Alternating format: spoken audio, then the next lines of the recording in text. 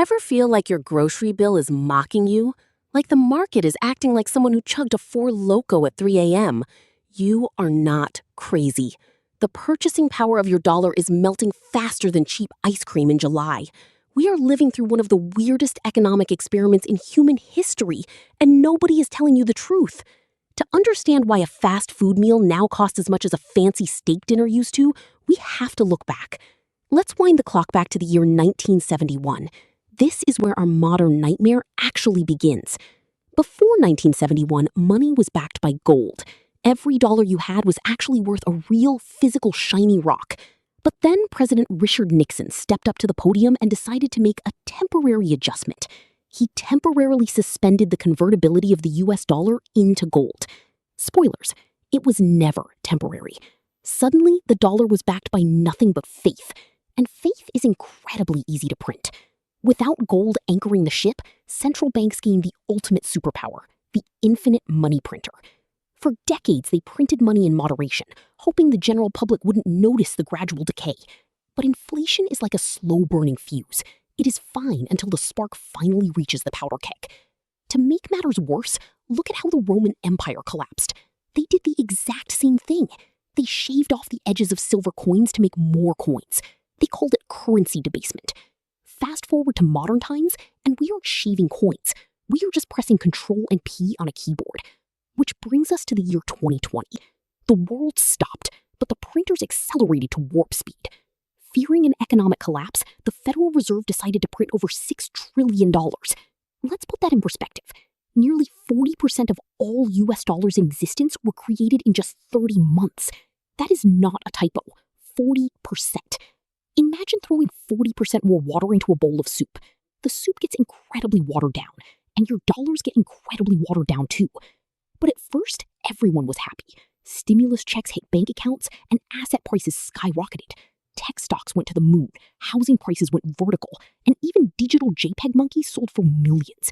It was a giant sugar-fueled party, and central bank liquidity was the punch bowl. But as any college kid knows, the bigger the party, the more brutal the hangover is going to be. In 2021, the hangover started. Prices began to creep up, starting with used cars and plywood. The Fed's response? They looked at us with straight faces and said, "Don't worry, this is transitory." Transitory. That's a fancy economic word for, it's just a phase, Mom, it'll go away soon. They blamed supply chains. They blamed clogged ports. They blamed literally everything except the trillions they printed. But surprise, surprise, the high prices didn't go away. They dug in like ticks on a dog.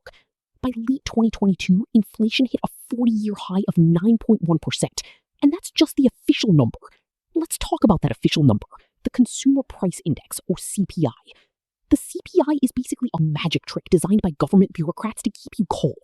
If the price of steak gets too high, the CPI formula assumes you just buy ground beef instead. Problem solved. If ground beef gets too high, maybe you'll enjoy eating dry dog food. It's called substitution bias. They also use hedonics.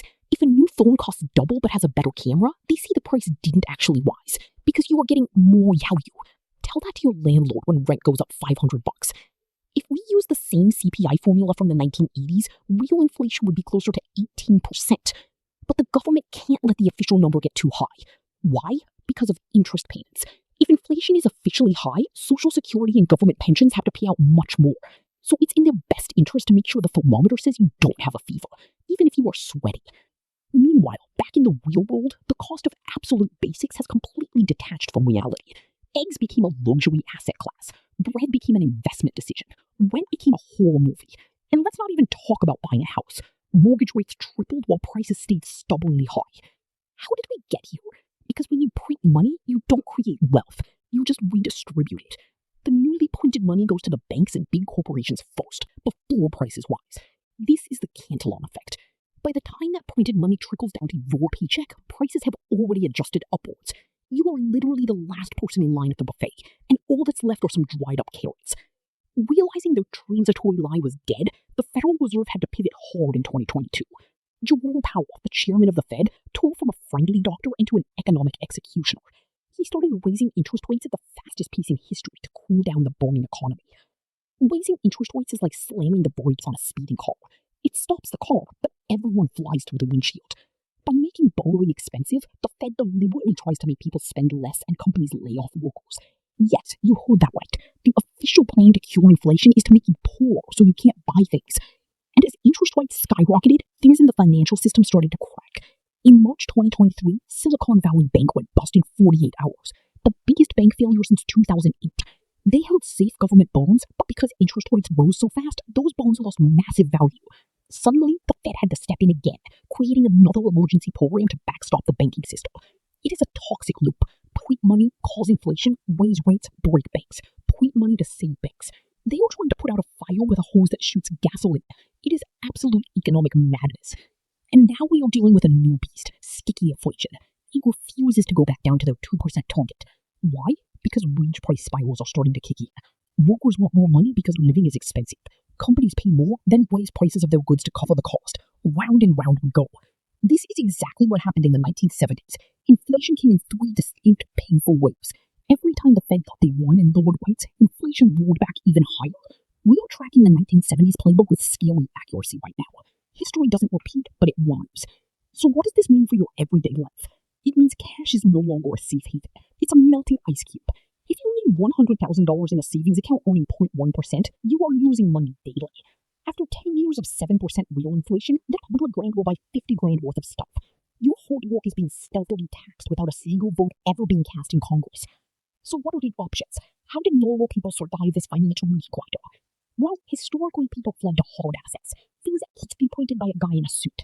Real estate, gold, and in the digital age, scarce assets like Bitcoin. Bitcoin was literally created in the ashes of the 2008 financial crisis for this exact scenario. With a hard cap of 21 million coins, you can't print more of it to bail out a bank. But hard assets are volatile. They swing up and down violently, testing your stomach. On the other hand, coin cash is a guaranteed slow motion loss. You have to pick your poison. Do you want the volatility of real assets or the guaranteed decay of government fiat currency? This is the dilemma facing every single saver and investor in the world today. Meanwhile, the U.S. national debt has passed over $34 trillion. That's a mind-boggling amount of leverage. Just to pay the interest on that debt costs over $1 trillion a year now, more than the defense budget. How does the government pay that interest? By issuing more debt, which eventually requires more printing. This is a debt spiral. There is no politically realistic way to tax or cut spending enough to fix this. The only mathematically viable way out for the government is to inflate the debt away. If they make the dollar worth less, the real value of the $34 trillion debt shrinks. It's a default in slow motion. They won't fail to pay you, they'll just pay you back in monopoly mode. So don't expect inflation to magically drop back to 0%. It's a feature, not a bug. But this doesn't mean you should panic and buy survival food and head for the hills. It means you need to adapt. Learn to think in terms of purchasing power, not just face value dollar amounts. Invest in your skills, own productive assets, and treat fiat currency as a medium of exchange, not a store of value. So pay attention, learn the rules of the game, and stop holding on to depreciating ice cubes. Class dismissed.